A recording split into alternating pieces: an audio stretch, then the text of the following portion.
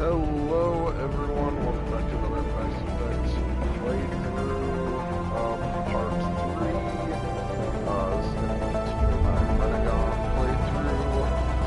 playthrough. There will be some audio as I am on a Discord call, but it should be probably pretty faint, because we're doing unrelated things. So yeah. Streaming live in a call. Yes, I am. It's not like I'm doing anything important. Fair enough.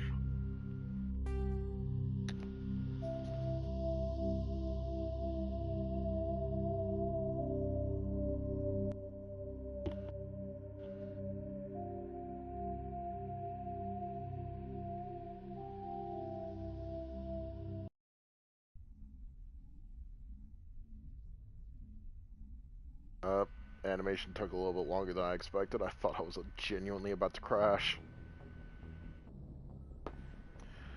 Alright. Time for angsty teen to fucking send her, bud. If anyone has to take over for Captain Anderson, I'm glad it's you. I'm not sure about having non-humans on our ship, though. I'm in charge here, Presley. I decide if we have non-humans on this vessel. Yes, ma'am. Understood, ma'am. Speak freely, Presley. I want to know if you have a problem with non-humans. It's not that, Commander. Humanity has always handled its own problems. Saren attacked one of our colonies. We should be the ones to stop him. We don't need their help. This is bigger than humanity. Saren's a threat to every species in the galaxy, and I'll welcome anyone who wants to help me bring him down. I guess so. Maybe I'm just stuck in the old ways of thinking. But don't worry, Commander. This won't be a problem. How did you end up assigned to the Normandy? I signed up with the Alliance as a navigator right out of school, following in my grandfather's footsteps, I guess. My first posting was on the Agincourt. We were at Elysium during the Skillian Blitz. A massive fleet of alien raiders hit the colony, trying to wipe it out. They had the numbers, but their ships were no match for an Alliance frigate. It was a slaughter. We couldn't even keep track of how many ships they lost. How'd you end up on the Normandy? I got my officer's commission after Elysium. Must have made an impression on the right people. Captain asked for me when he was picking his crew. Carry on, Presley. Yes, ma'am.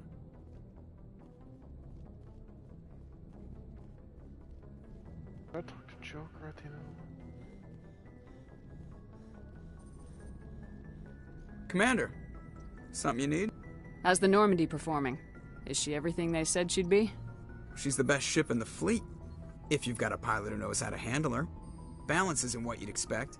Takes a while to get used to that oversized drive core we got stuffed in the back, and her power can sneak up on you if you're not careful. The Normandy's probably too much ship for your average Alliance pilot, Commander. Lucky for you, I'm anything but average. Joker, it sounds like you're over. I like to know my crew. Mind if I ask you a few questions? I can see where this is going. You did a background check on me, didn't you? Well, I'll tell you the same thing I told the captain. You want me as your pilot. I'm not good. I'm not even great. I am the best damn helmsman in the Alliance fleet. Top of my class in flight school, I earned that. All those commendations in my file, I earned every single one. Those weren't given to me as charity for my disease. I can't have you on this ship if you're going to infect my crew. Infect the crew? Oh man, you have no idea what I'm talking about, do you? Okay, I've got Vrolik syndrome, brittle bone disease. The bones in my legs never develop properly. They're basically hollow, too much force and they'll shatter. Even with crutches and my leg braces, it's hard to get around. One wrong step and crack! It's very dramatic, but I've learned to manage my condition, Commander. Put the Normandy in my hands and I'll make her dance for you. Just don't ask me to get up and dance unless, you like the sound of snapping shin bones. I need to know more about this Vrolik syndrome if I'm putting my ship in your hands. Yeah, of course you do. It's an extremely rare condition. Nobody knows I need exactly to know more what about your causes it. disease. Genetic, and maybe. See if I It's can treatable, but there's no trust cure. They my classify life in my your case hands. as moderate Yeah, to of severe. course you do. I was born with over a dozen fractures, hip, thighs, ankles. My bones were already breaking in the womb. 100 years ago, I wouldn't have survived past my first year. Lucky for me, modern medical science has turned me into a productive member of society. You're not going to break a bone trying to fly the ship, are you? I don't fly with my feet, Commander, so I'm fine as long as I'm in this chair. I gotta be real careful when I get up to take a piss, though. I can do my job as well as anyone on the ship. Better, actually. So don't worry about it. I'm not trying to make you uncomfortable. Let's talk about something else. Whatever you want, Commander. Why does everyone call you Joker? It's a lot shorter than saying Alliance Flight Lieutenant Jeff Moreau. Plus, I love to make little children laugh. I was just thinking how much you remind me of Santa Claus. Like I didn't pick the name. One of the instructors in flight school used to bug me about never smiling. She started calling me Joker, and it stuck. Why didn't you ever smile? Hey, I worked my ass off in flight school, Commander. The world's not gonna hand you anything if you go around grinning like an idiot. By the end of the year, I was the best pilot in the academy, even better than the instructors, and everybody knew it. They'd all got their asses kicked by the sickly kid with the creaky little legs. One guess who was smiling at graduation? I have to go. All right, see ya. I like how even when you're on the Citadel, the hub of the galaxy, you have your armor on and weapons ready, and the only time you don't have your weapons at the ready is when you're on your ship. That's dedication right there. That's a true Marine.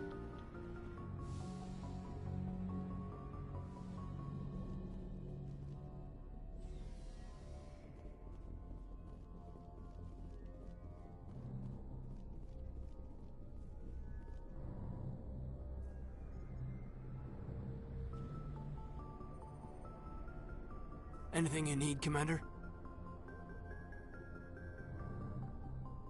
Just trying to get a sense of where the crew's at. Thoughts? I've wasted enough of your time for now, Commander. We'll have time for personal debriefings later. What's your opinion on the last mission? I don't see how we could have done things any better. At least not without getting to Eden Prime sooner. And we were on the scene faster than any other Alliance ship could have been. We'll talk another time, Lieutenant. Commander? There is Garrus. Oh. Personnel manual. Free XP, you mean? Give me that.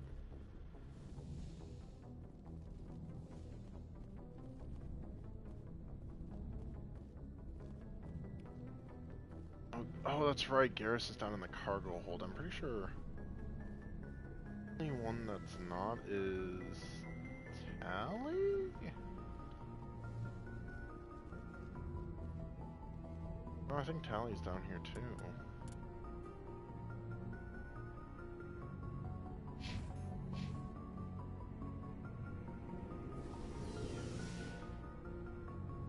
Pretty sure all the aliens get stored in the cargo hold. Except for Liara. The one vaguely human one is just the only one that's allowed to be free.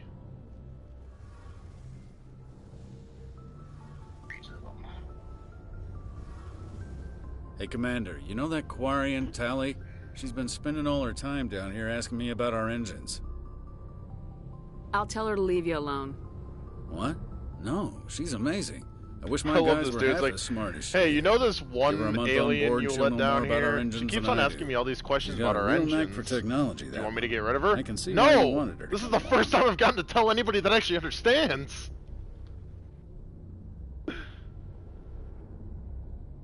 I figured she'd be a real asset to the team. You got an eye for Tally, Commander, but I'm guessing that's not why you came down here.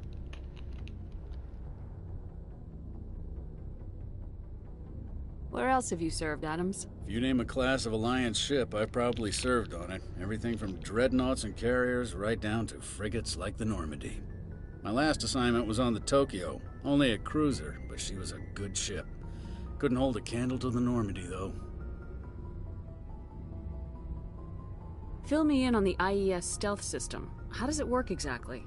You can't hide a ship out in space. They emit too much heat and radiation. Too easy for sensors to pick them up, unless you find a way to capture those emissions.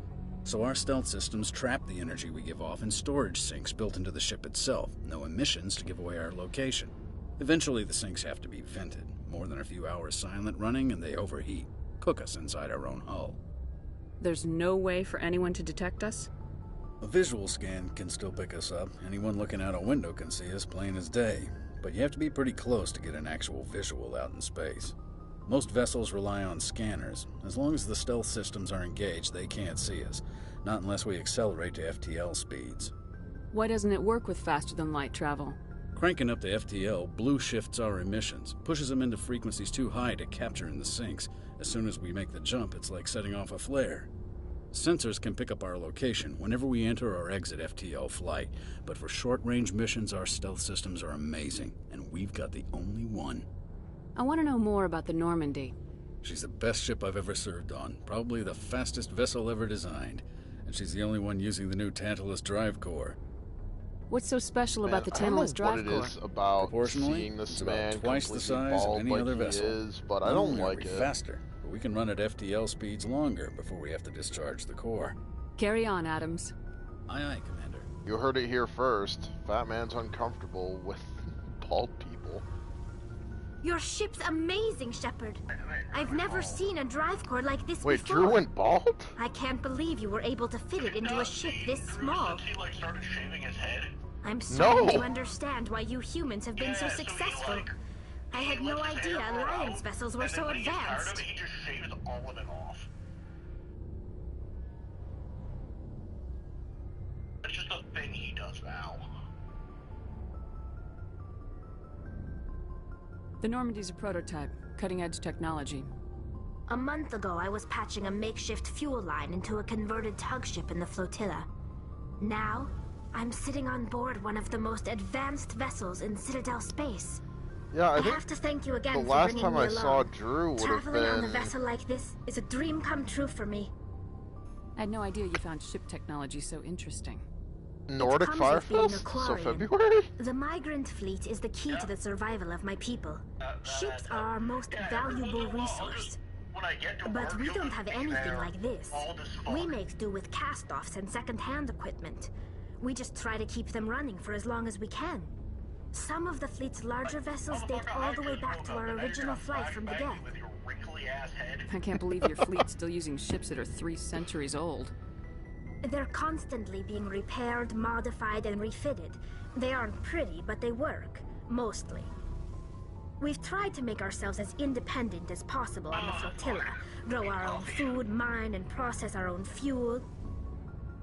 You've got but some things we just can't make on 2 our hours, own. 30 minutes. A patch to maintain the hull integrity requires raw materials we just don't have. Launch. That's why our pilgrimages are so important. Tell me about your people. Our lives aren't easy.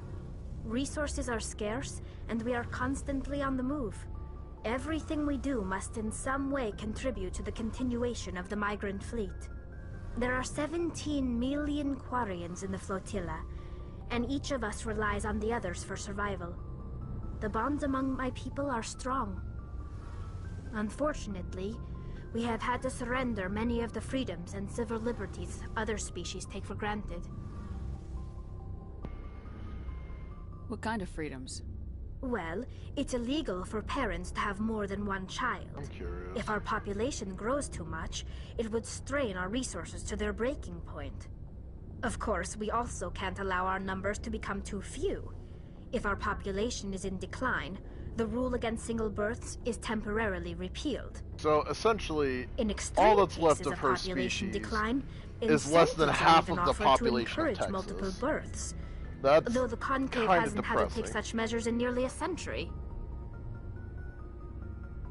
That's your government. I didn't realize how the Conclave is our civilian branch of government.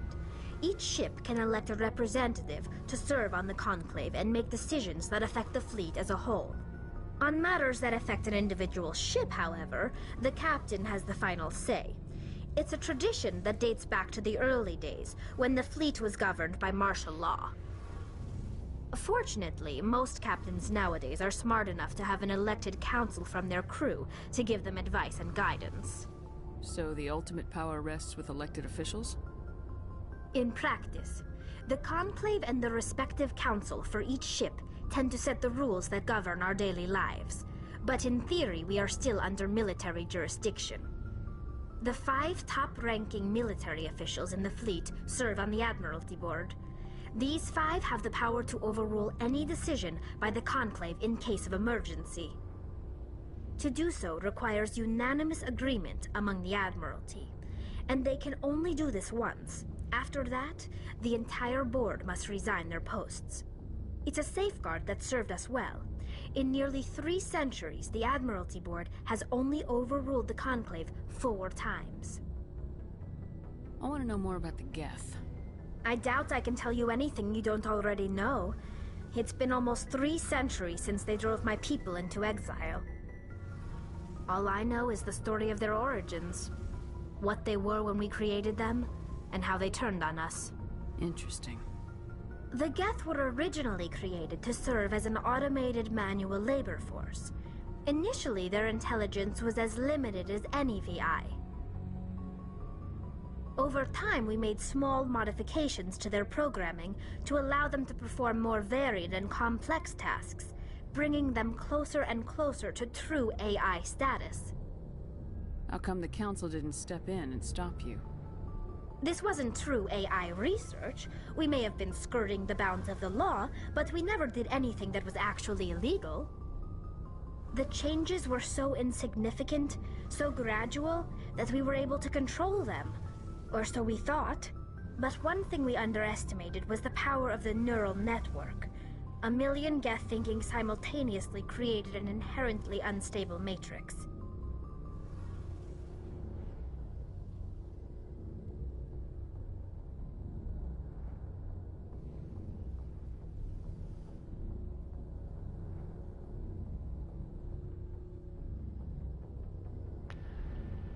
So the Geth share brainpower?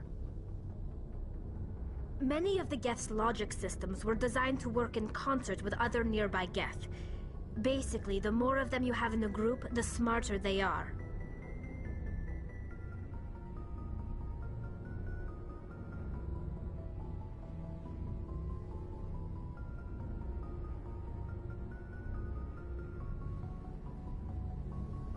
So there's some sort of group consciousness? No, nothing like that. They cannot share sensory data or information. Their programming cannot handle that much simultaneous input. Each Geth maintains an individual awareness and identity. The neural network only operates on a process-based level. It's basically the synthetic equivalent of a subconscious. But when they're in close proximity, they can coordinate low-level functional processes, freeing up more capacity for original or independent thought.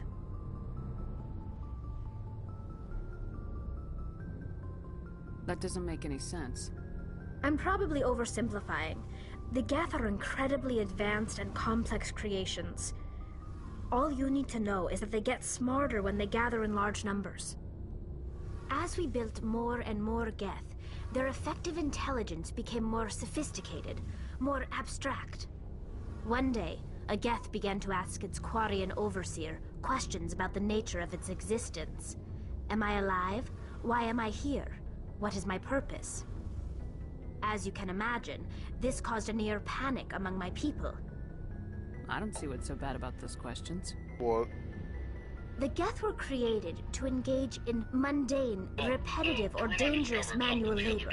That's fine for machines, but it won't satisfy a sentient being for long. The Geth were showing signs of rudimentary self-awareness and independent thought. If the Geth were intelligent, then we were essentially using them as slaves. It was inevitable the newly sentient Geth would rebel against their situation. We knew they would rise up against us, so we acted first. A general order went out across all Quarian-controlled systems to permanently deactivate all Geth. The Geth responded to this order violently. Absolutely. You didn't really think they'd just let you destroy them without a fight, did you? The hope was that most of the Geth would still be little more than machines, incapable of organized resistance. But they had progressed much further than anyone anticipated. The war was long and bloody. Millions upon millions of Quarians died at their hands. In the end, we were forced to flee our own homeworld. We feared the Geth would pursue us, but they never came beyond the Veil. Now we drift through space, exiled, searching for a way to reclaim what was once ours.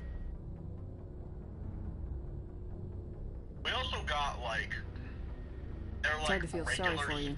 Your ancestors. We made a mistake when we created the Geth in the first place. But we did not make a mistake when we went. If we had not acted, they would have wiped us out. They're a synthetic life form. They have no use for organics. None. Why do you think they cut themselves off from the rest of the galaxy? Why do you think they've killed every organic being who's ever tried to contact them? They didn't kill Saren. What does that tell you? The Geth are not innocent victims in all this. They're the enemy. They want to destroy us. Not just the Quarians. All organic life. That's why they've joined up with Saren. And that's why we have to stop him. I want to know more about the pilgrimage. Imagine if you just constantly upgrade parts in your computer and then suddenly it asks you, do I have a soul? It's necessary to maintain genetic diversity among the fleet. But no ship wants to accept someone who will be a burden on them. So, to prove our worth, we embark on a pilgrimage. We set out alone, leaving the flotilla and our families behind us. We only return once we have found something of value we can bring back to the fleet. This is presented as a gift to the captain of the respective ship we wish to join. I just want to see it, like, look up how to obtain soul, and it just gives it jazz lessons.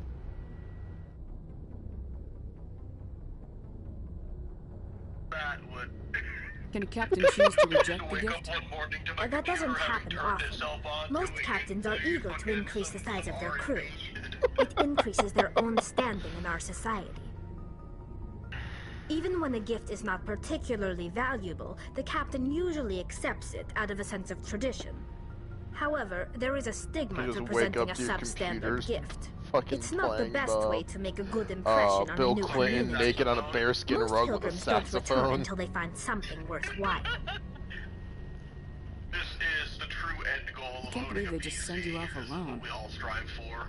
It's not like they just cast us out.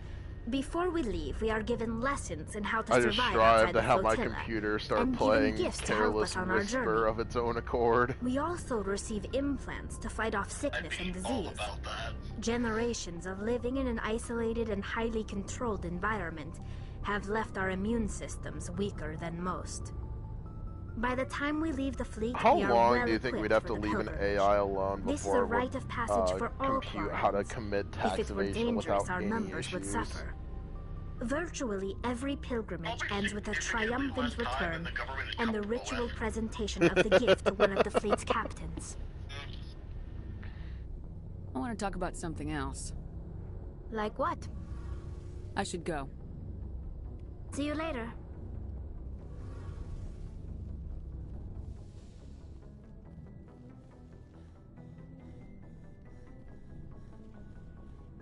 Looking for supplies?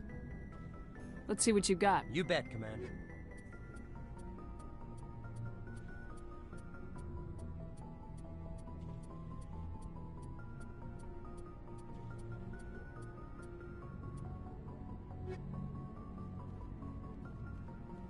Thanks for bringing me on board, Commander. I knew working with the Spectre would be better than life at CSEC. Have you worked with the Spectre before? Well, no, but I know what they're like. Spectres make their own rules. You're free to handle things your way. At CSEC, you're buried by rules. The damn bureaucrats are always on your back.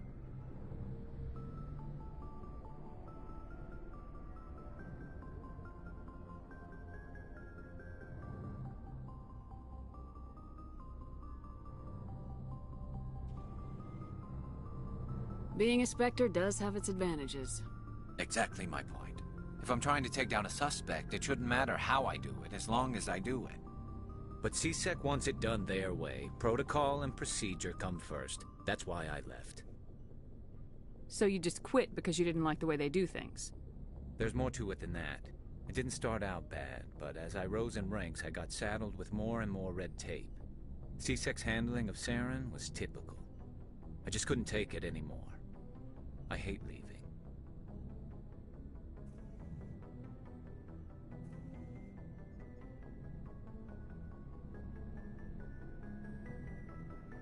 It's not the end of the world.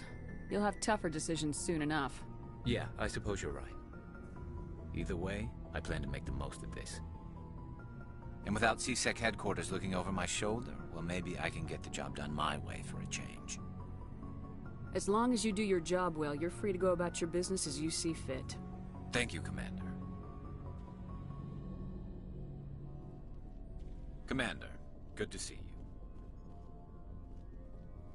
Commander? What's your opinion of the last mission? Kinda wish you'd got there sooner, Commander. No offense, I appreciate the rescue. I just wish... We came as soon as we got the distress call, even with the fastest ship in the fleet. You did the best you could, Commander. It's my fault. If I had been more alert, we wouldn't have been cut down by an ambush. The answer seems plain enough to me. Be more alert. Aye, aye, Commander. I'll make sure it doesn't happen again. Do you have a few minutes to talk? One-on-one? I'm sorry, Commander. I need to get my duties squared away. I wouldn't mind talking more later, though.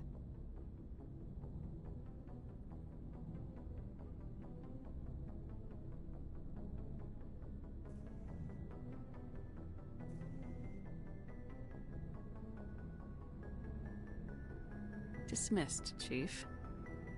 Ma'am.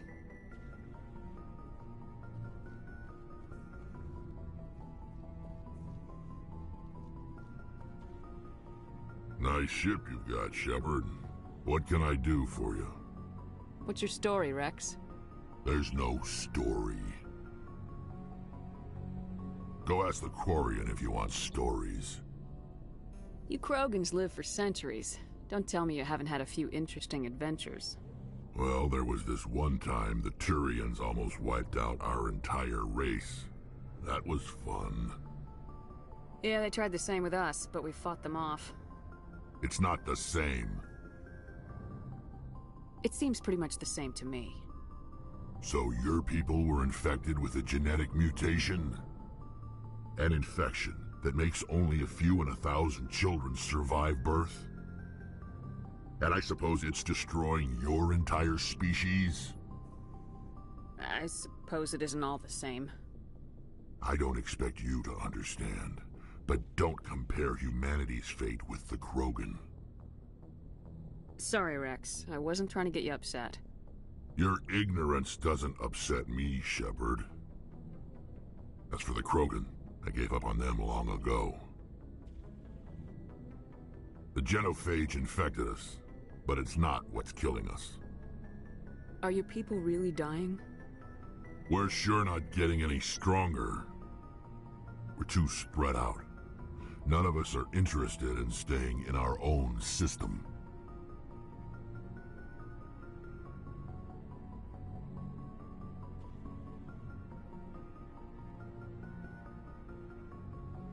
Lots of species have left their homes and prospered. But they go to colonize new worlds. We're not settlers. We're warriors. We want to fight. So we leave. Hire ourselves out. And most of us never go back. What can you tell me about the genophage? Ask the Solarians if you want details. They made it. All I know, it makes breeding nearly impossible. Thousands die in stillbirth, and most never get that far. Every Krogan is infected, every one, and no one's rushing to find a cure.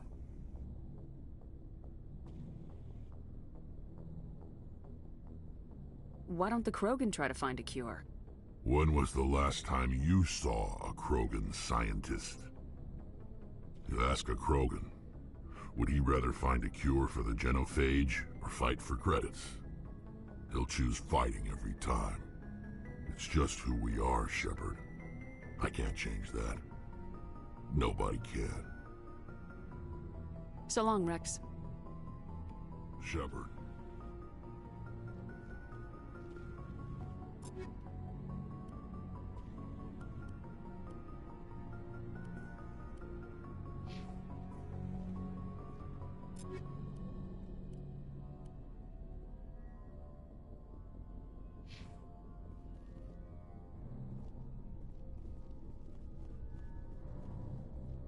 Looking for supplies? Let's see what you...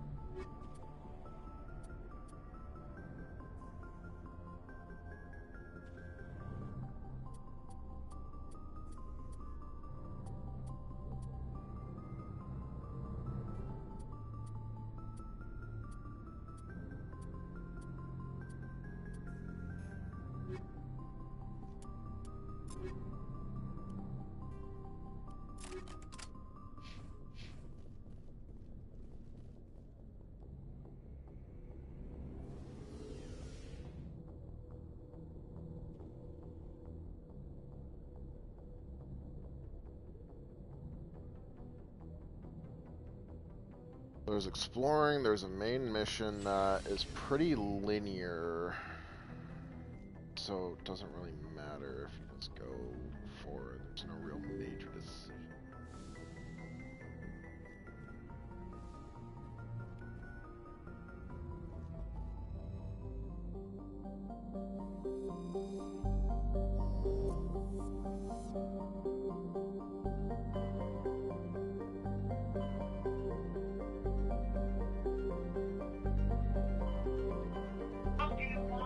That's the DLC.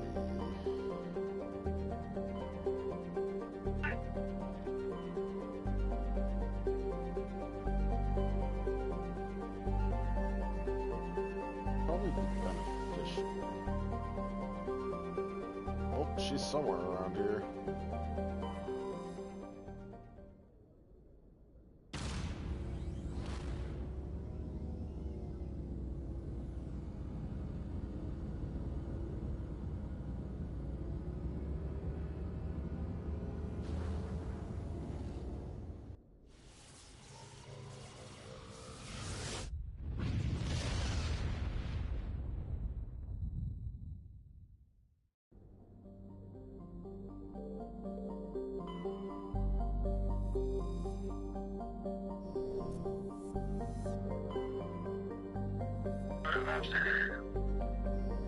The hell was that? Commander, I'm picking up a signal from the planet's surface. It looks like an automated distress beacon. I heard beacon. a noise from you.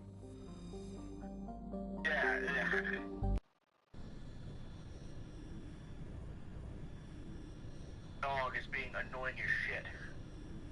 She has been fed, she has been out, she has the water, and she's just out there screaming about nothing.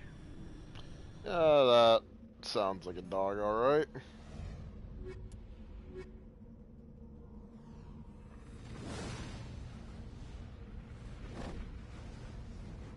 Does she do this often?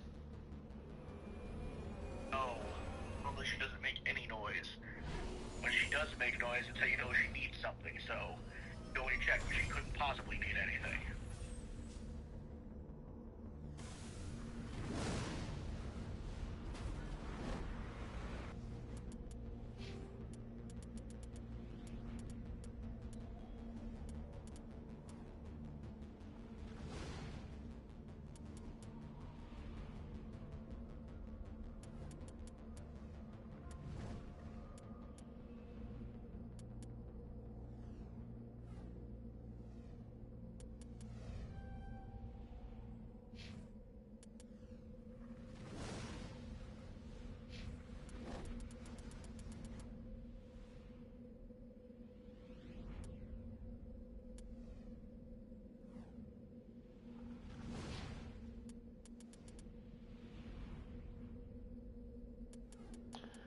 I have to level up Garrus's medical training to unlock his hacking ability.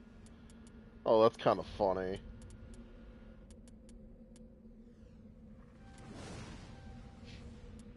Oh, I got a lot of skill points to throw in you. Heavy armor, give you carnage.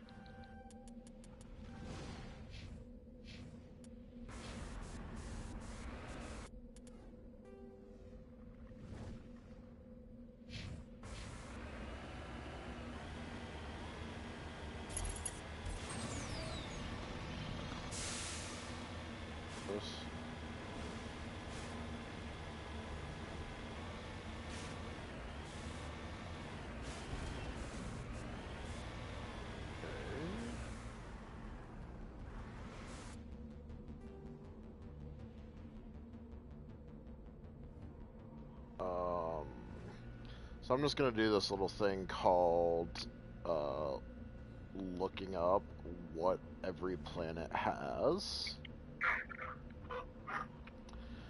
because if I don't, this game's playthrough will take infinitely longer than I care to put into it.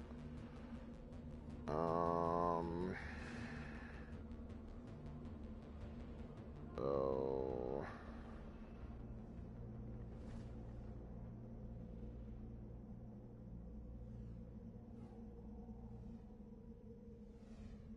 does have mineral deposits. So, like around here?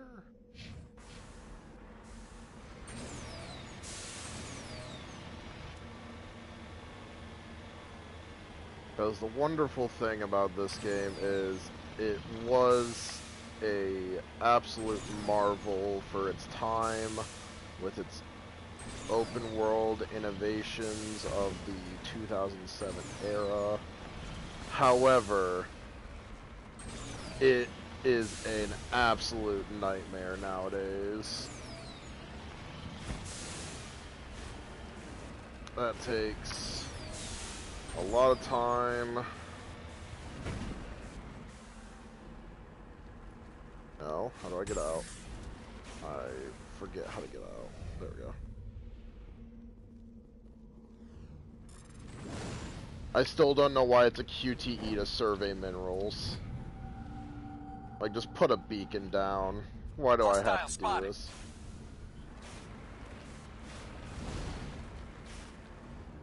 And map. It's that zoom. It's like right around here.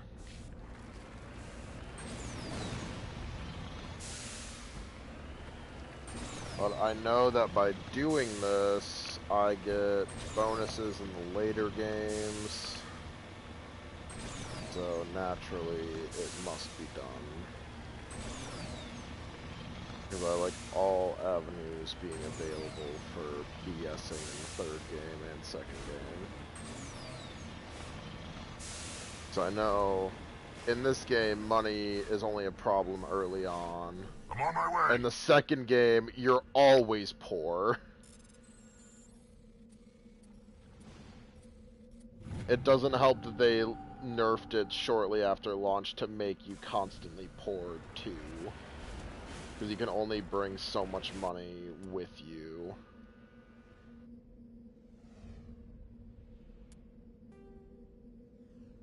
You want to limit your menus. Yeah.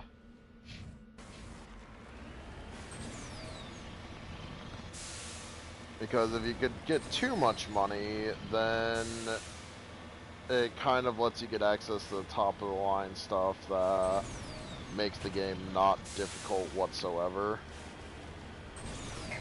Whereas, if they, I think they cut it in half pretty much for how much you could take with you. Which I'm not against, like I understand, but goddamn does it make it hard. It's always broke.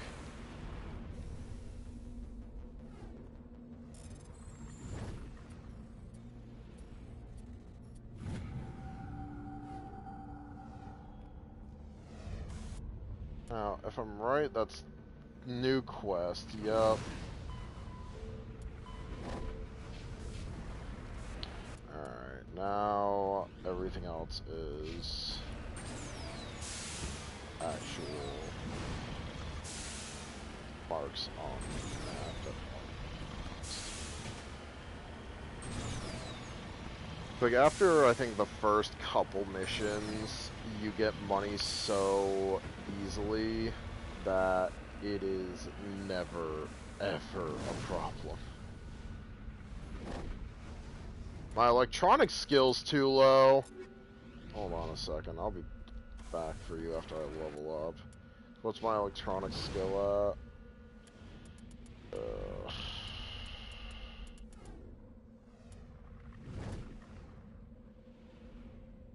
Oh, this is a hard object, so I need to level up twice. I don't know if I can do that on this mission. But I may have to come back, depending on what is supposedly in there.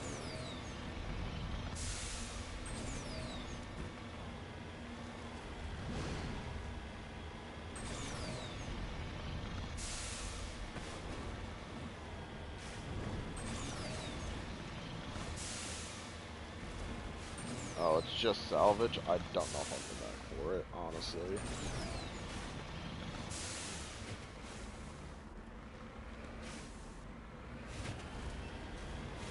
Because that's probably just extra shit we need. Oh, look, a corpse.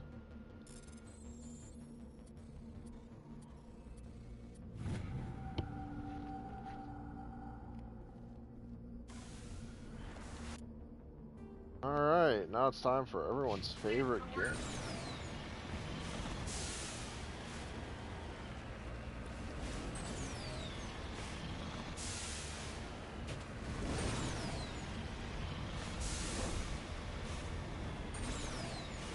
I know this is going to give me a ton of XP when I'm about to do it.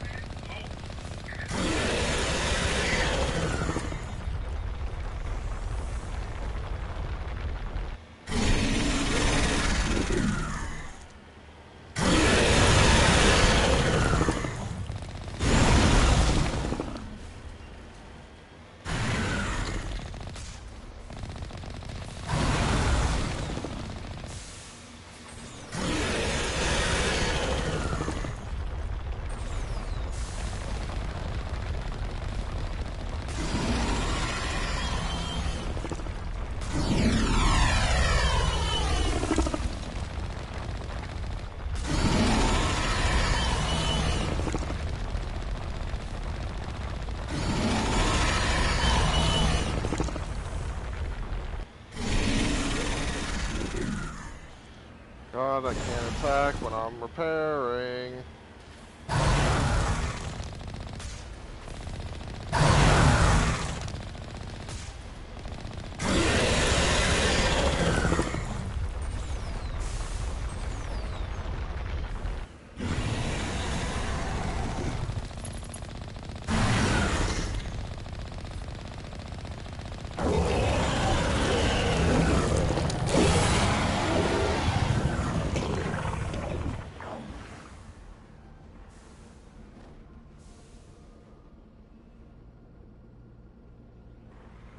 Securing point. Alliance soldiers. Looks like they were lured here by the distress beacon.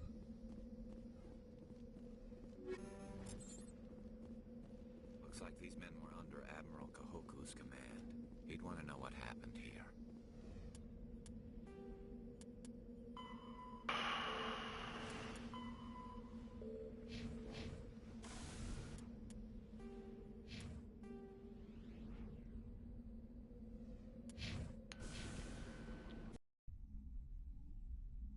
Rest in peace, those boys.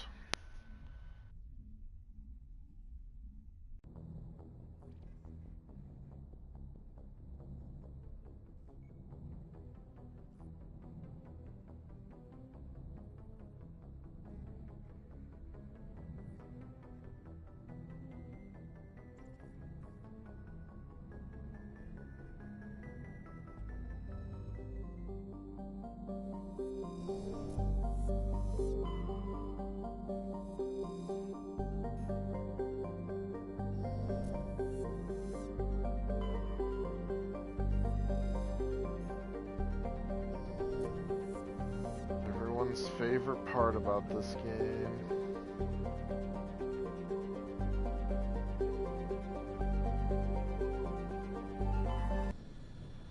The surveying, the land exploration.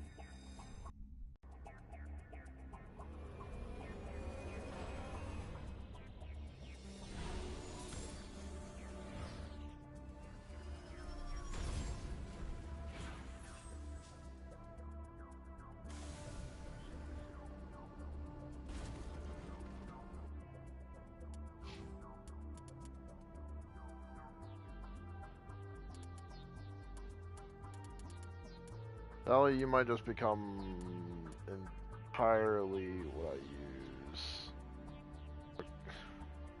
for your hacking. What planet am I on? Argilla.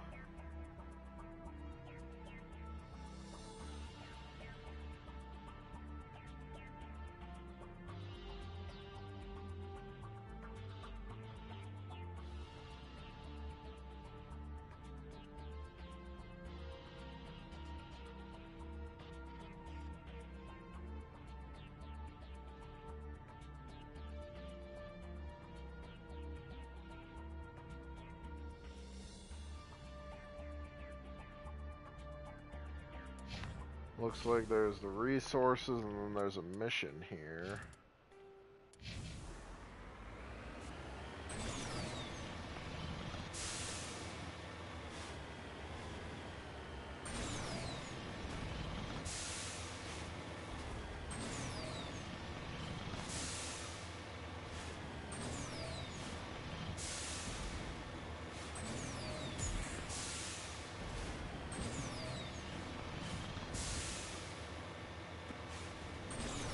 And stream, I know this is a bit of a boring thing, but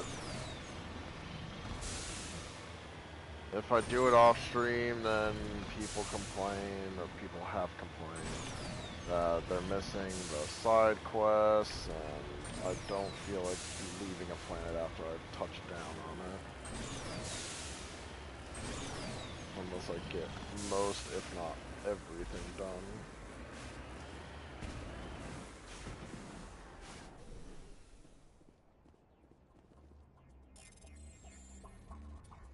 Uranium fever.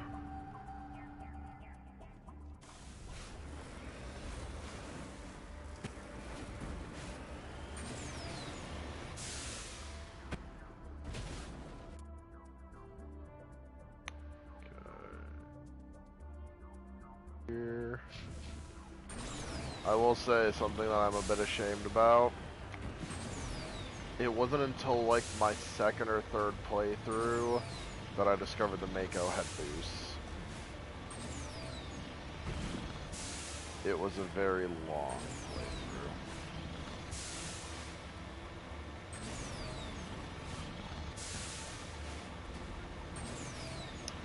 Yeah, Austin, are you there? Yeah, I'm here. I'm always here. So there's a mechanic in this game that kind of sucks, but it was revolutionary for the time. Planetary exploration. So there's all these different environments that have resources, side quests, yada yada yada. And you're given a vehicle called the Mako that just kind of goes around. It's like a ATV. That's also a mini tank. It wasn't until like my second or third playthrough of the game that I discovered that it had a boost mechanic, because they don't tell you the controls in the older games. And so after I discovered it had a boost mechanic, I think it shaved off an easy several hours of gameplay. That's how bad these planets just suck to explore. Like Morbo's children from Futurama, they are belligerent and numerous.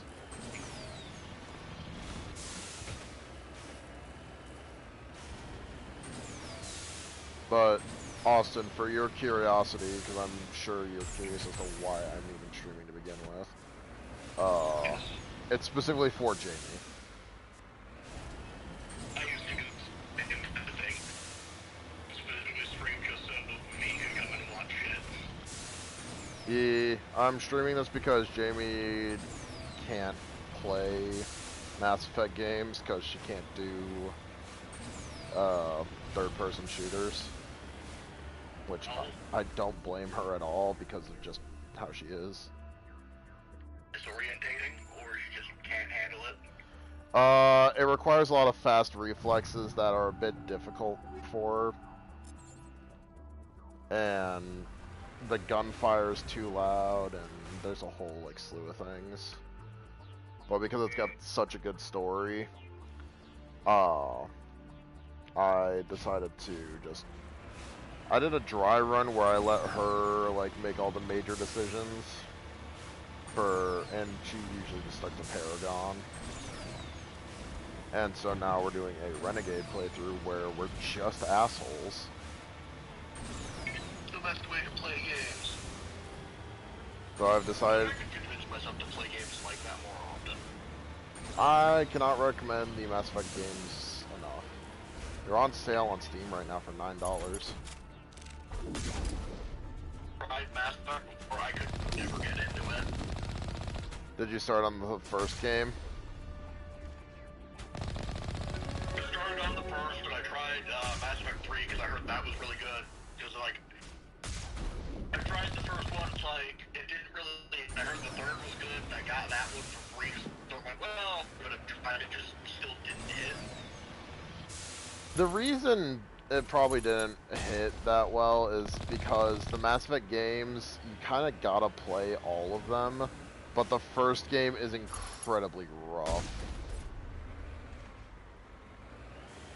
The game came out in 2007, they optimized a couple things, but they kept everything generally the same. And it is not great. Early for this shit. I shouldn't be yawning.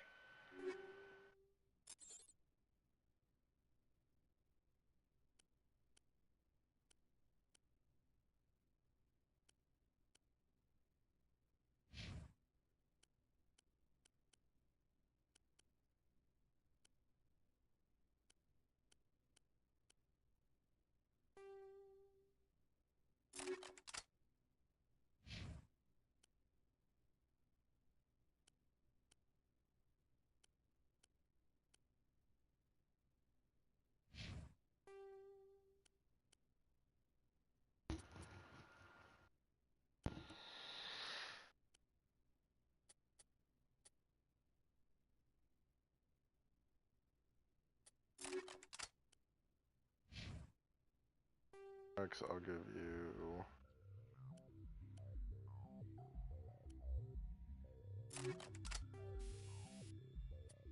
Oh, why not? Ellie, I will give you.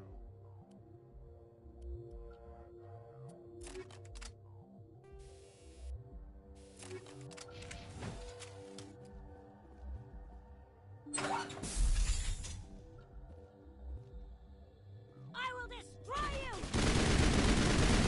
Hold the line! Shields down.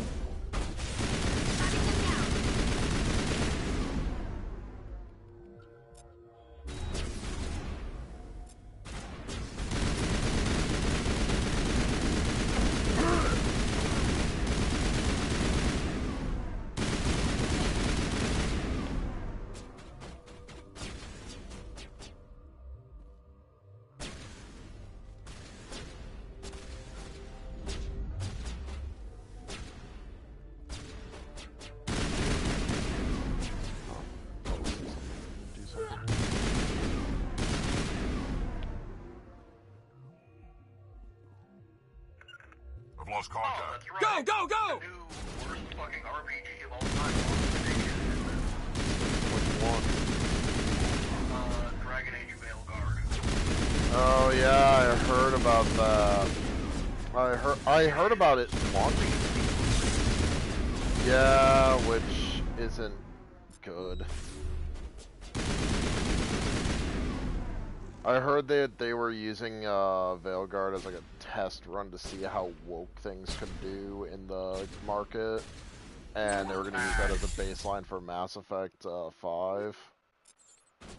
And suffice to say, I hope they realize it is not going to go well if they decide to be woke.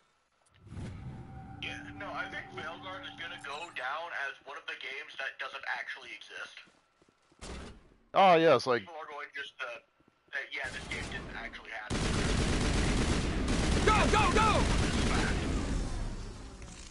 It's like how Mass Effect 5 really should be Mass Effect 4. We don't talk about Andromeda. Nope. I have heard awful things about Andromeda. The only thing they did right was the like actual gameplay mechanics. The story was so bad.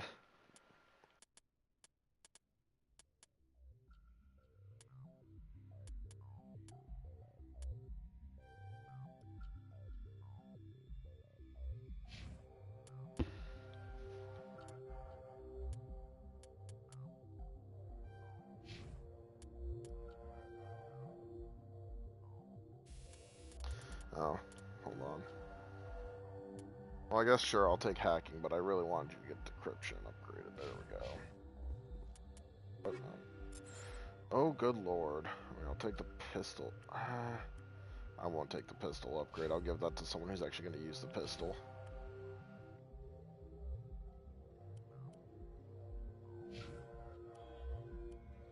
Garbage.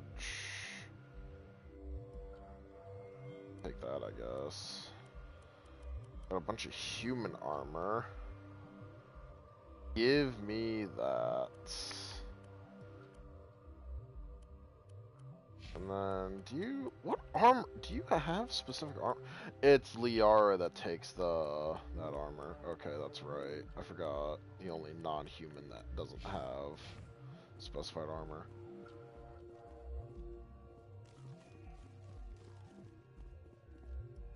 But, like, even Dragon Age Inquisition was a little... It was a little woke, but it wasn't the worst thing. Like, I could accept it when I played through it.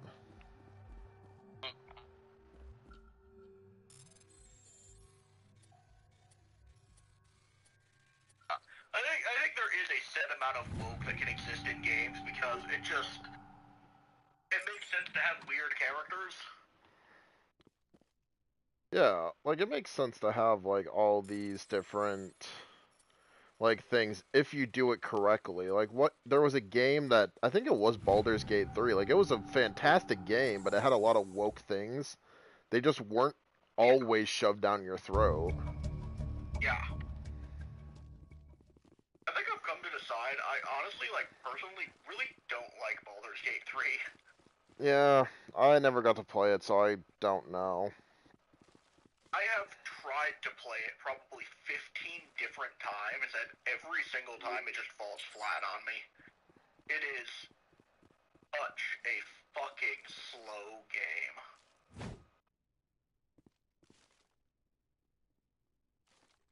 How do you mantle? You every single time I try it, it's like, yep, this is going smoothly, and then I get to a certain point, and it's just like, alright, this is not enough is happening, I'm getting really fucking bored of this, let's see if a different class is more interesting.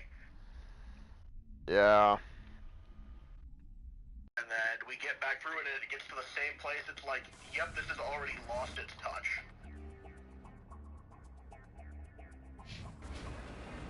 Yeah, I will say, that's kind of how it is with Mass Effect 1. Like, this is like hour number 5 of this playthrough, and it's already like, fucking make it stop. Like, the dialogue is, like, great. I think the story in 1 is its best feature, the gunplay and the, like, abilities aren't that great, which kind of makes it so there's only one class that's really viable for the entirety of the first game. Like, every other class is, like, mediocre, whereas Soldier is, like, the only one that is reasonable because it focuses on the guns, because that's the only thing that really does shit. Like, your abilities don't do nearly as much. The second game, they start to even it out, but they really screwed the pooch by making it so certain classes can only access certain weapons. So, like, if you're an engineer, you get pistols and SMGs until, like, halfway through the game when you get access to an extra weapon of your choice. Whereas Soldier got every weapon except for SMGs, and then the weapon of choice would just be like the SMG training. And the third game, powers actually are so fucking effective, it's insane. I really think you would have had a lot of fun playing Mass Effect 3's multiplayer back in the day. Because I guarantee you, the second you played Vanguard, you would be having a blast. It sucks that the only Mass Effect with multiplayer nowadays is the one we don't talk about. Because the Legendary Edition doesn't have multiplayer.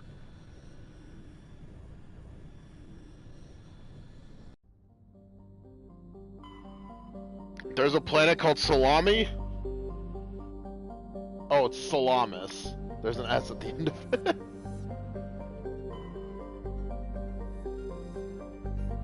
But I feel like you would definitely have had a lot of fun with Vanguard as a class in Mass Effect 3, because you literally charge at enemies. So you scream and charge at them with just sheer biotic force, launching them most of the time if they don't have shields. And if you needed to do like a little extra something, you could deplete your shields and cause like a nova explosion around you. Whenever you biotic charge, it recharges your shields. You can do so much as Vanguard. Like, your entire specialty is, hey, I'm in your face. Hey, what's this in my hands? Oh yes, shotgun. Shotgun. Buckshot. What's in your hands?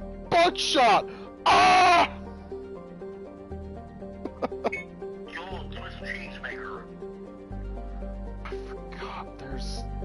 I forgot there's asteroids. I gotta actually like send my I forgot they did that. Oh, I forgot about that. Now I gotta, every time there's an asteroid belt, I gotta just... Yep, there it is. There's an unknown. Metallic asteroid, free money. Give me that.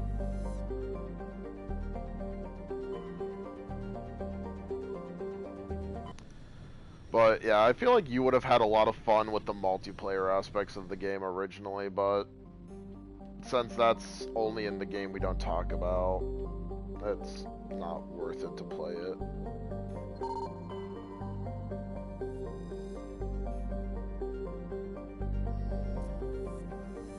I will say, I remember because that game had a few updates that were specifically for the multiplayer that were like great. So they added in like a new enemy type from the second game that was not in the third game originally.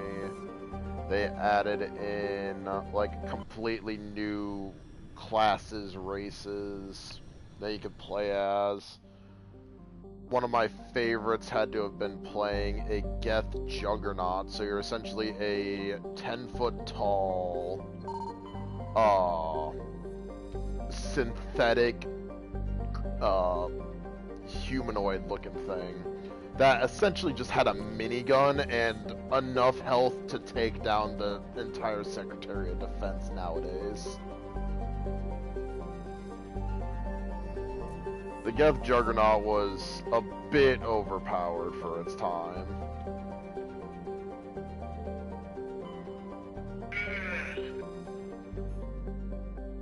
I also feel like you would have comedically had a lot of fun playing a Volus Biotic. Let me show you what you would be if you were this creature.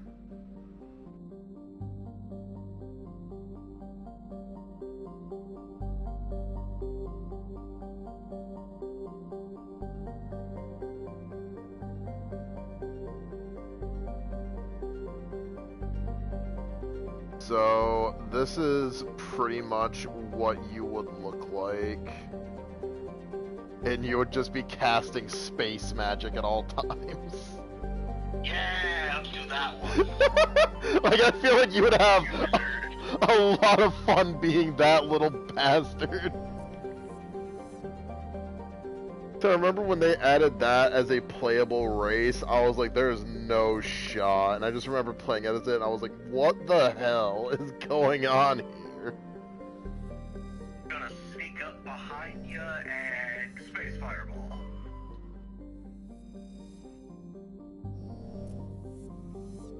The best part is, like, you would be essentially hurling miniature black holes and ripping apart the fabric of someone's being. Do that.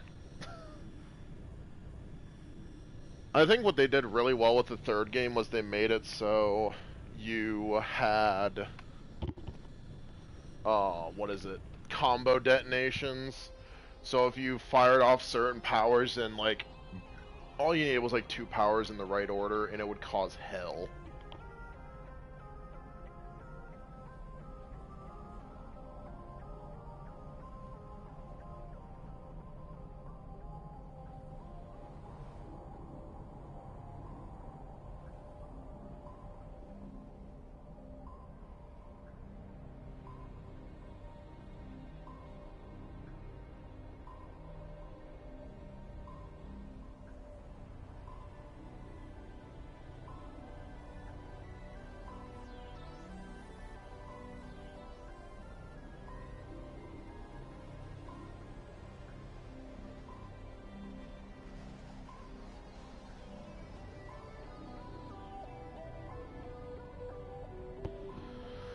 Like, I feel like you would have had fun with, let's see, bringing Tally along, bring Rex. Because there was 2 abilities that, the Nova and the Charge, that I think you would have enjoyed the combo of, because there was upgrades for both of those abilities where there was a 25% chance of it not triggering the cooldowns. Commander, I'm picking up some strange readings. Really strange, like off the damn charts. So you would essentially be... It looks like it's coming from an underground complex a few clicks away from the drop zone. And sending things into the stratosphere. You would become Gilbert Gottfried of, send that fucker into the stratosphere!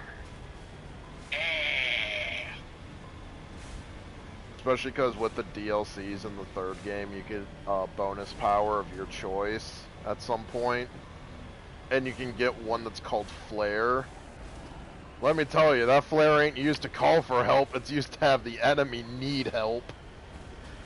Essentially, it's got like a 20-second cooldown that you can reduce with various upgrades and all that, but it's a 20-second cooldown, but it literally just discharges a miniature nuke.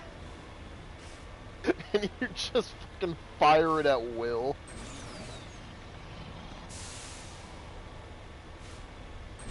Oh, I could go on rants for hours about these games. I love the world building. I love the scenery gets real nice in the second game with the diversity. That's a Geth ship. What am I? Oh, that's right, arbiters or armatures.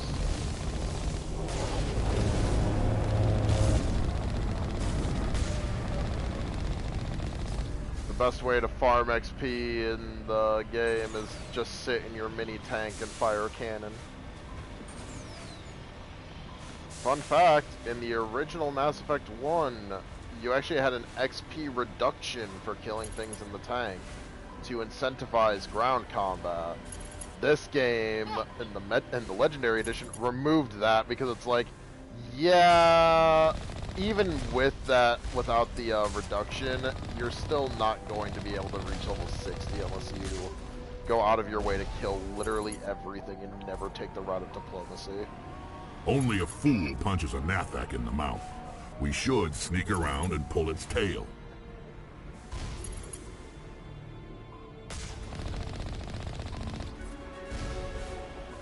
So...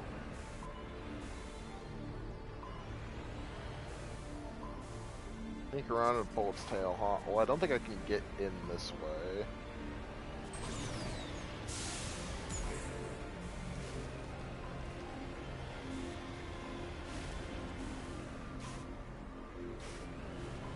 But yeah, there was a lot of little nuances in these games that most people don't even think about nowadays, but like back in the day, they were a nightmare. Oh yeah, Geth Juggernaut. There's one right now. I don't think it handled the tank shell very well. 10 feet tall, unfortunately, this shell is 3 feet wide. It hits through everything. I think I might go try and take a fucking power nap before the demo drops. I am struggling. Do what you gotta do, my guy. I won't hold it to you. Return closer to like 11. Alright, I'll probably pop back in around that time too then. Enjoy your power nap. Alright, stream, going back to solo for a bit.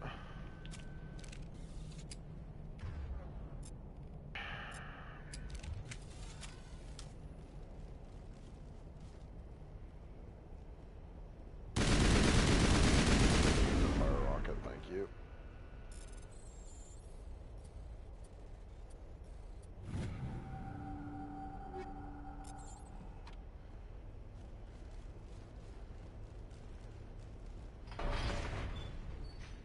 Gate control.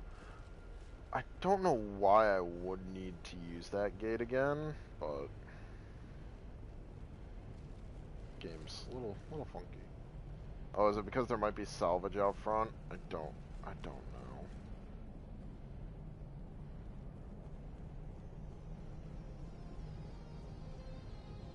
No. It's been a while since, like 6 months I think, since I played through these games. 7 months since I touched the first one.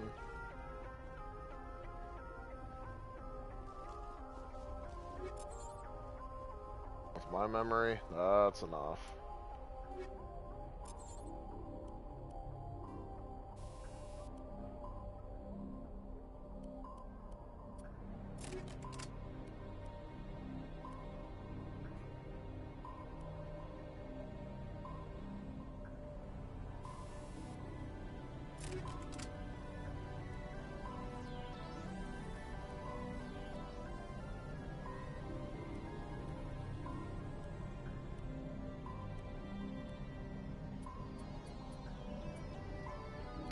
There's a physics threshold? I don't think I've ever been knocked down in this game. I didn't remember that that was a thing. Oh, I just have more shield, honestly. And Rex.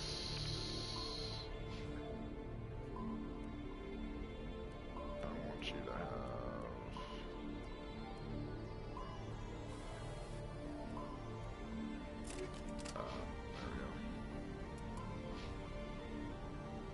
I've wobbled up a couple times. Get Carnage, Unity, and... Sure, that's not what I wanted to upgrade, but I will upgrade it eventually.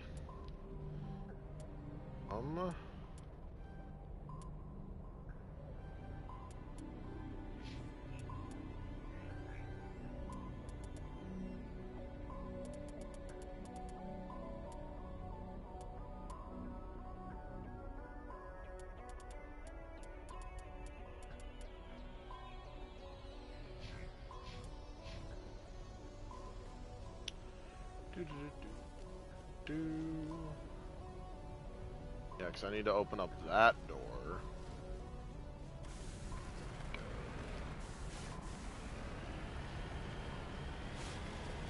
I'll probably end the stream after this, and I might do some, like, grind, like, I might just go to some planet. I don't know if I want to do that or not. Planets and clear them out.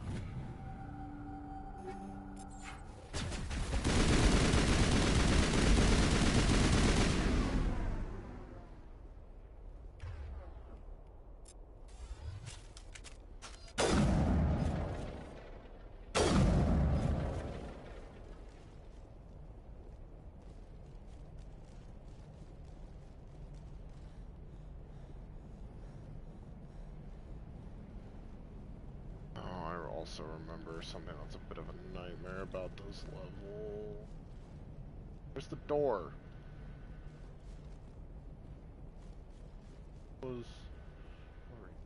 Is it in the other one and I just missed it? It might be in the other one.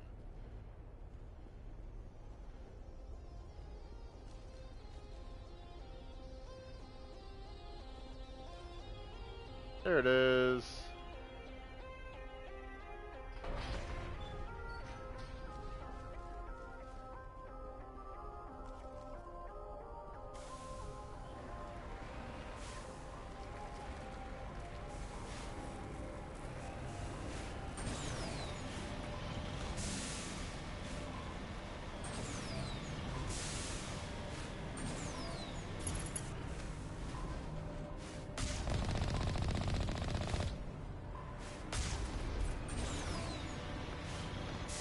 Yeah, playing on this difficulty is not that bad. I get PTSD from what I have to do.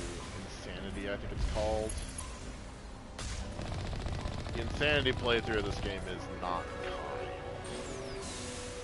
Not only do you not survive, but it is pain every step of the way, because Demeko was your best friend in every difficulty, but it seldom helped you in Insanity. Like, that kind of attack that I just took the hit for, I think was a solid, like, half your shields, plus a little bit of health. Like, it was not kind.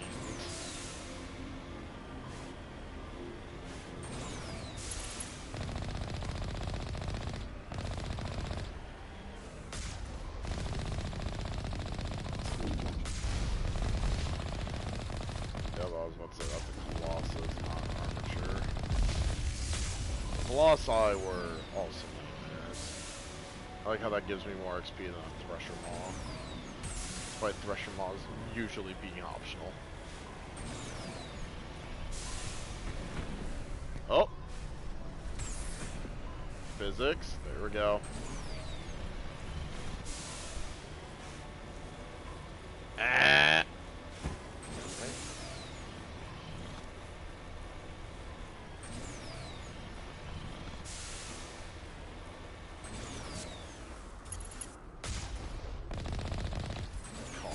Reduced to atoms.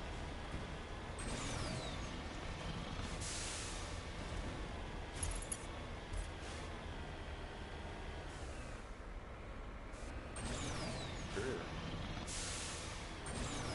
I think.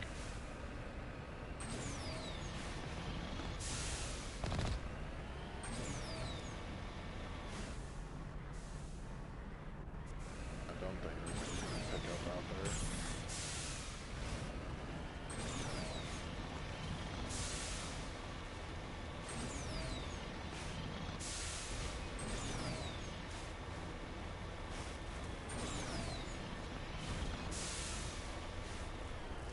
If I remember right, this is the first time you have to fight a...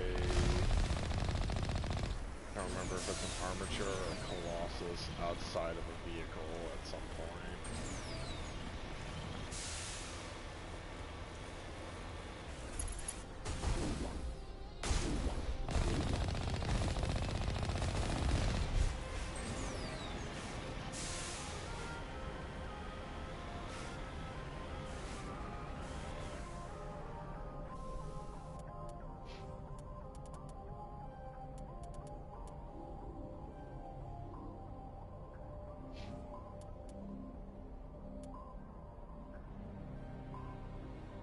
I'm further just making him into a wall of meat. Look at that health. 287. I have 215.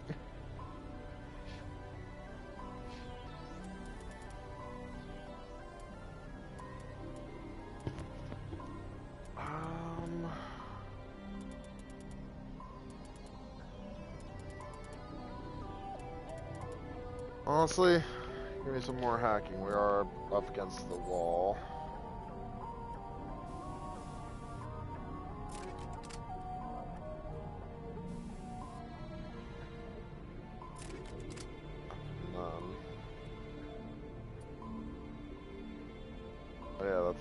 regen. That's useful whenever I get the upgrades that give me more health plus health regen.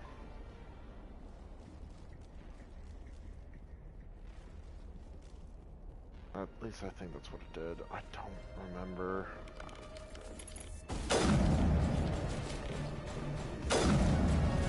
I do know that enemies do scale off of you as a player. So there is no, like, over-leveling.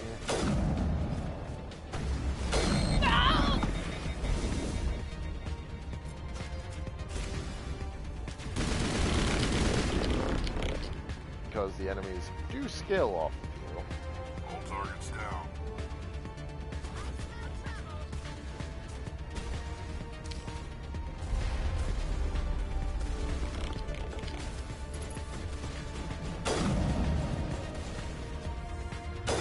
Charging up.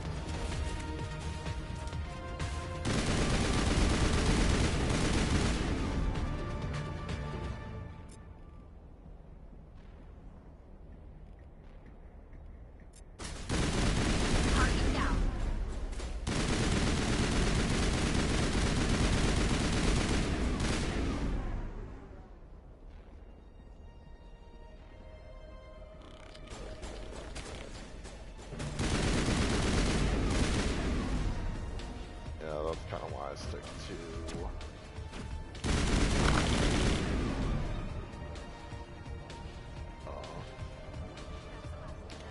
is it?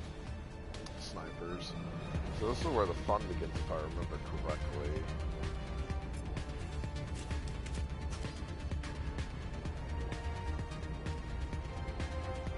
I think there's two things that are annoying here.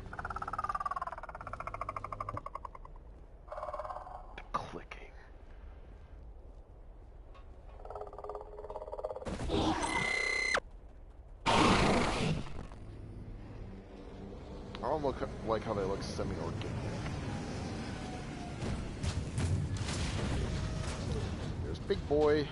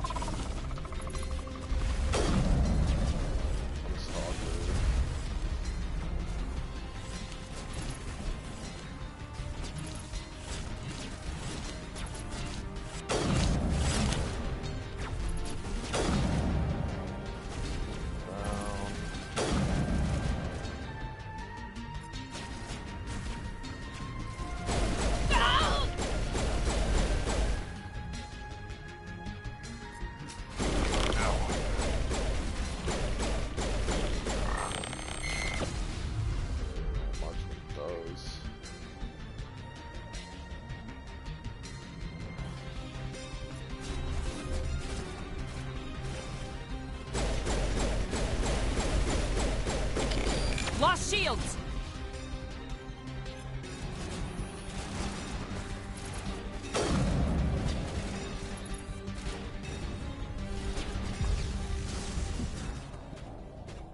Yup. That's why I hate those bastards.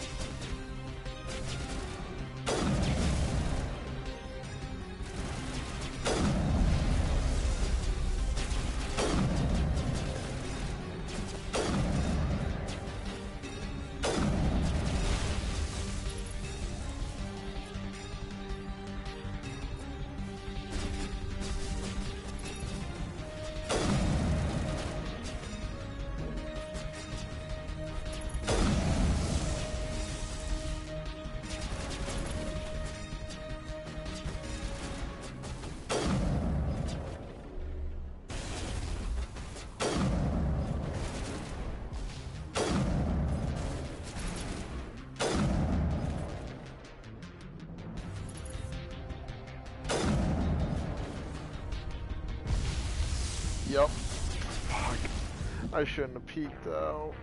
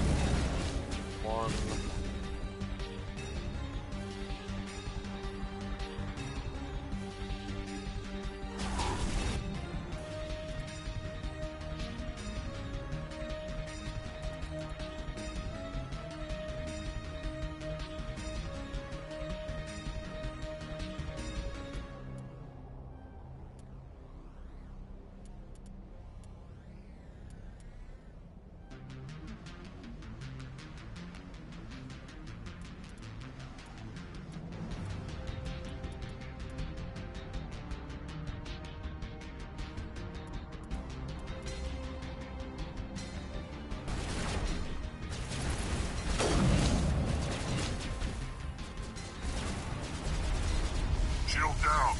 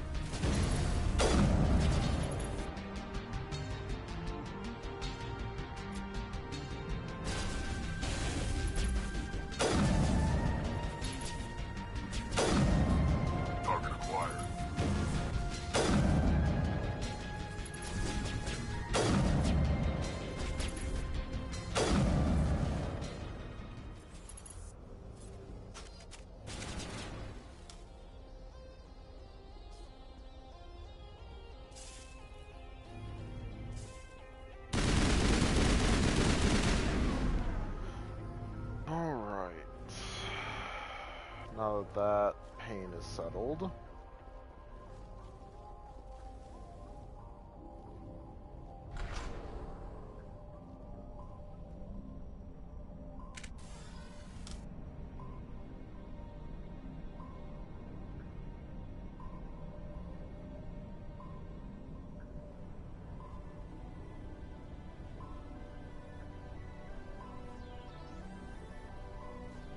Down into the hole. Why can't I use... I mean, I guess...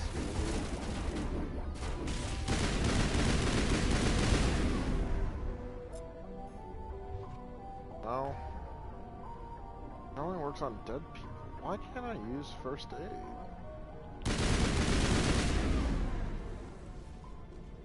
Huddle up!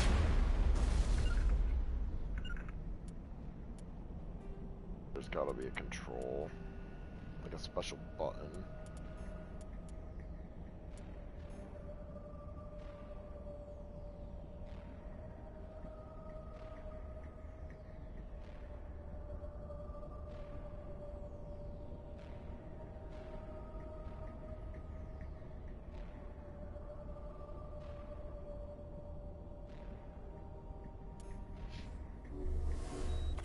It's triangle.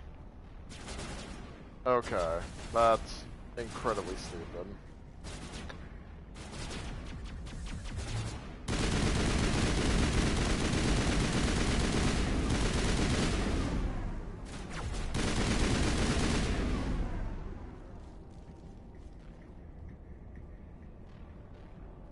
It looks like this cavern formed around the ruin, after it was built.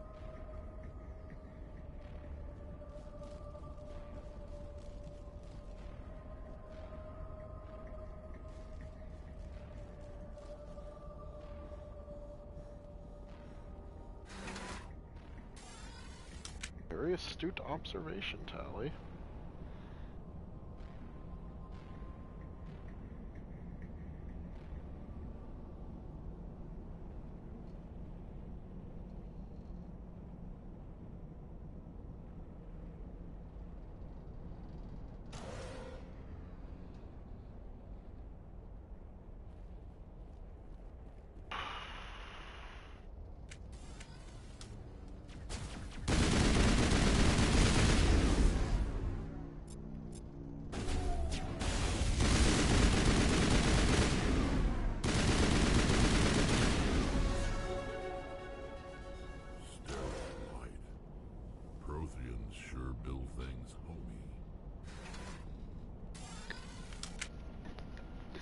You know, that's a well, actually, I don't know. Like, why we look at statues that are just plain white limestones because the paint rubbed off them. That might have been the case with the protein Hello? architecture. Could somebody help me? Please? Hi there. Are you stuck, step bro? Can you hear me out there? I'm trapped. I need help. Liara Tassoni, I presume? Thank the goddess. I did not think anyone would come looking for me. Listen, this thing I'm in is a Prothean security device. I cannot move, so I need you to get me out of it, all right? How did you end up in there? I was exploring the ruins when the Geth showed up, so I hid in here. Can you believe that? Geth, beyond the veil! I activated the tower's defenses. I knew the barrier curtains would keep them out. When I turned it on, I must have hit something I wasn't supposed to. I was trapped in here. You must get me out, please! Your mother is working with Saren. Whose side are you on? What? I am not on anybody's side. I may be Benezia's daughter, but I'm nothing like her. I have not spoken to her in years. Please, just get me out of here. We'll find some way to help you. There is a control in here that should deactivate this thing. You'll have to find some way past the barrier curtain. That's the tricky part. The defenses cannot be shut off from the outside. I don't know how you'll get in here. Be careful. There is a Krogan with the Geth. They have been trying different ways to get past the barrier.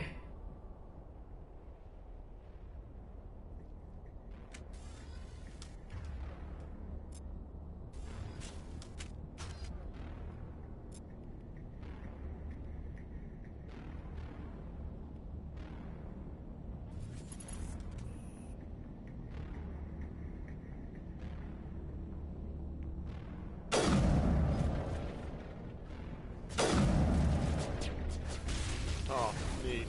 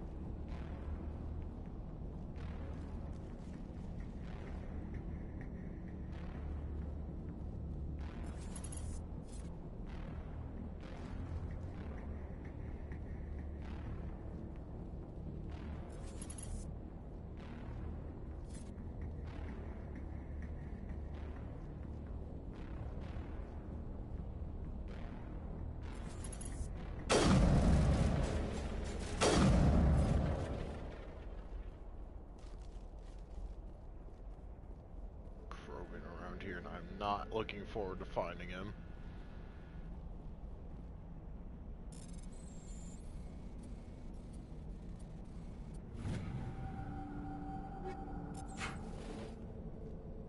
Hey, is that what I saw?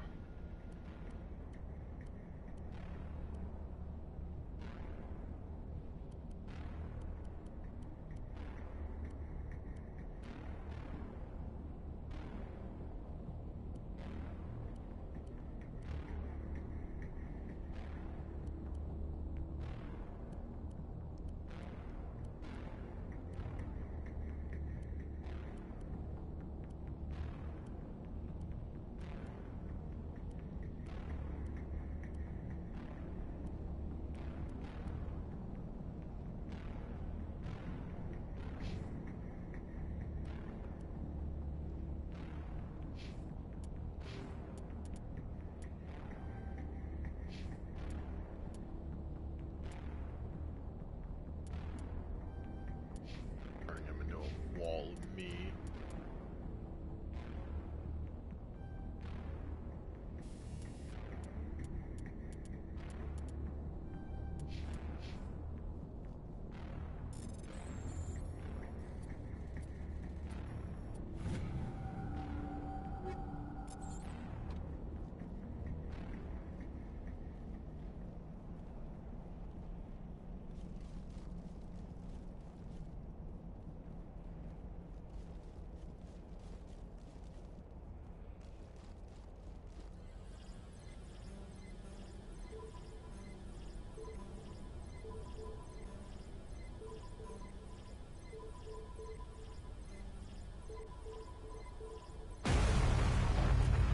Easy enough.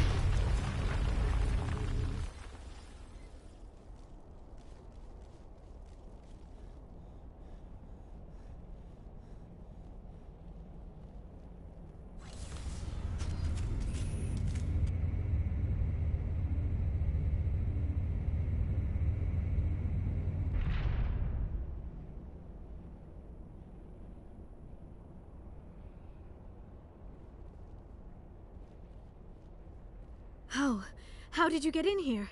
I didn't think there was any way past I the would barrier. always find a way to help someone that's stuck, Liara. We blasted through with the mining laser. Of course. Yes, that makes sense. Please, get me out of here before more Geth arrive. That button over there should shut down this containment field.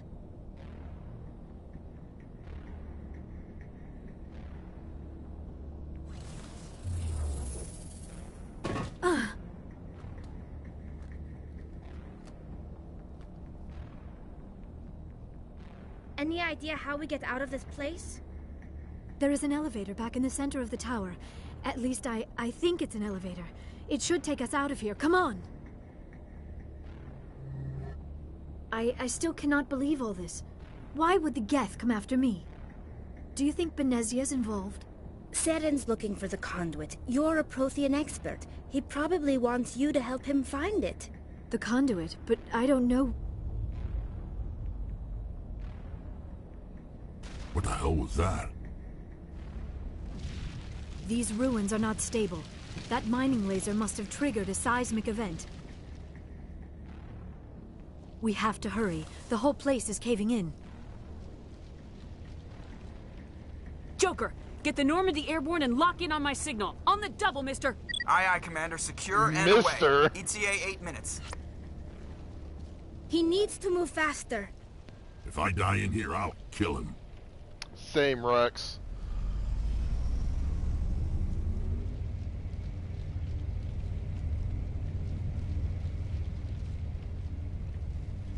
Why are they just staring at each other? This is oh, this place.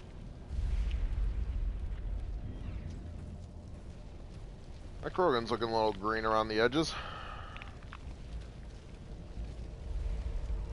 Surrender. Or don't. That would be more fun.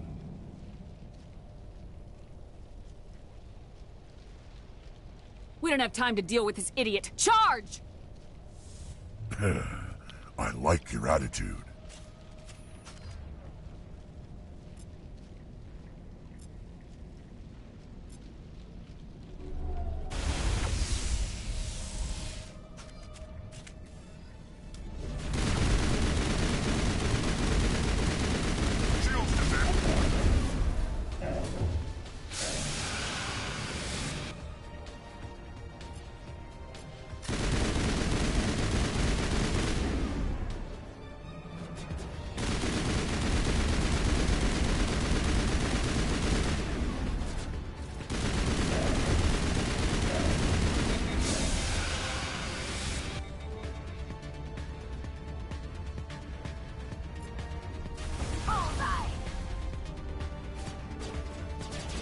Get down!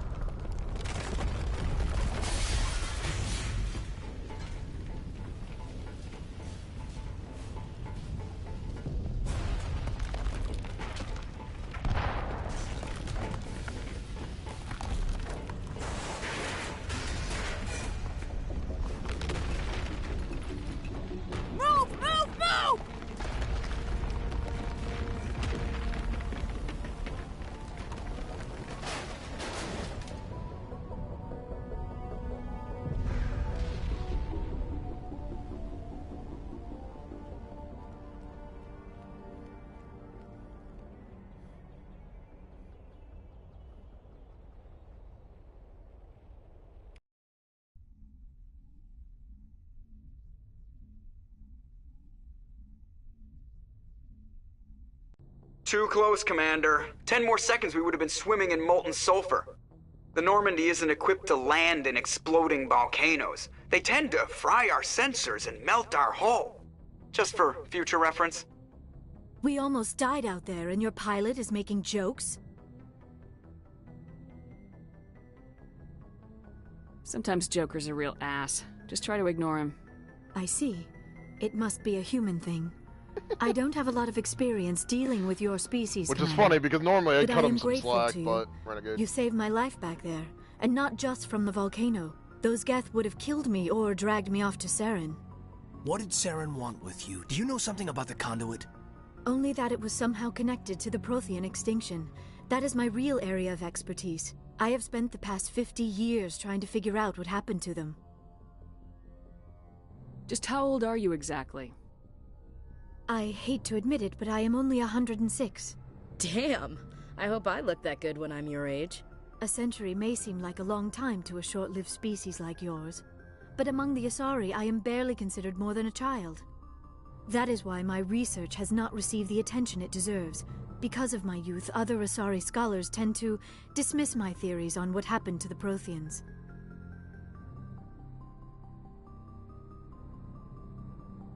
I've got my own theory on why the Protheans disappeared. With all due respect, Commander, I have heard every theory out there. The problem is finding evidence to support them. The Protheans left remarkably little behind. It is almost as if someone did not want the mystery solved. It is like someone came along after the Protheans were gone and cleansed the galaxy of clues. But here is the incredible part. According to my findings, the Protheans were not the first galactic civilization to mysteriously vanish. This cycle began long before them. Where'd you come up with this theory? I thought there wasn't any evidence. I have been working on this for 50 years. I have tracked down every scrap and shred of evidence. Eventually, subtle patterns start to emerge, patterns that hint at the truth. It is difficult to explain to someone else. I cannot point to one specific thing to prove my case. It is more a feeling derived from a half-century of dedicated research. But I know I'm right, and eventually I will be able to prove it. There were other civilizations before the Protheans. This cycle has repeated itself many times over. What cycle? What are you talking about? The galaxy is built on a cycle of extinction. Each time a great civilization rises up, it is suddenly and violently cast down. Only ruins survive. The Protheans rose up from a single world until their empire spanned the entire galaxy. Yet even they climbed to the top on the remains of those who came before. Their greatest achievements, the mass relays and the Citadel, are based on the technology of those who came before them. And then, like all the other forgotten civilizations throughout galactic history, the Protheans disappeared. I have dedicated my life to figuring out why. They were wiped out by a race of sentient machines, the Reapers. The Reapers? But I have never heard of. How do you know this? What evidence do you have? There was a damaged Prothean beacon on Eden Prime. It burned a vision into my brain. I'm still trying to sort out what it all means. Alright, I will say... Visions. Yes, that makes sense. The beacons were designed to transmit information directly into the mind of the user. Finding one that still works is extremely rare. What's coming up here real No quick. wonder the Geth attacked Eden Prime. The chance to acquire a working beacon, even a badly damaged one, is worth almost any risk. But the beacons were only programmed to interact with Prothean physiology. Whatever information you received would have been confused, unclear. I am amazed you were able to make sense of it at all. A lesser mind would have been utterly destroyed by the process. You must be remarkably strong-willed, Commander. This isn't helping us find Saren, or the conduit. Of course, you're right. I am sorry, my scientific curiosity got the better of me. Unfortunately, I do not have any information that could help you find the conduit, or Saren. I don't know why Saren wanted you out of the picture, but I think we'll be a lot better off if we bring you along. Thank you, Commander. Saren might come after me again. I cannot think of anywhere safer than here on your ship. And my knowledge of the Protheans might be useful later on. And her biotics will come in handy when the fighting starts. We've already got every other non-human species on board. Might as well add an Asari to the team. Thank you, Commander. I am very grateful. Oh, I am afraid I am feeling a bit lightheaded. When was the last time you ate, or slept? Dr. Chakwa should take a look at you. It is probably just mental exhaustion, coupled with the shock of discovering the Protheans' true fate. I need some time to process all this. Still, it could not hurt to be examined by a medical professional. It will give me the chance to think things over. Are we finished here, Commander? Go see the doctor. The rest of you, dismissed. Mission reports are filed, Commander. You want me to patch you through to the Council? Patch him through, Joker. Setting up the link now, Commander. We've received your report, Commander. I understand Dr. Tassoni is on the Normandy. I assume you're taking the necessary security precautions. Don't tell me how to do my job. You are free to act as you see fit, Commander. Our role is to offer guidance and advice. It's up to you if you're smart enough to listen. Liara's on our side. The Geth were trying to kill her. Benezia would never allow Saren to kill her daughter. Maybe she doesn't know. Or maybe we don't know her. We never expected she could become a traitor. At least the mission was a success. Apart from the utter destruction of a major Prothean ruin. Was that really necessary, Shepard? We almost died in there. The Geth were everywhere. Of course, Commander. The mission must always take priority.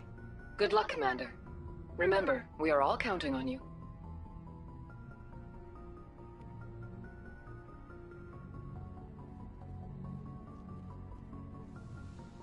Alright, and that's where I'm gonna end the stream.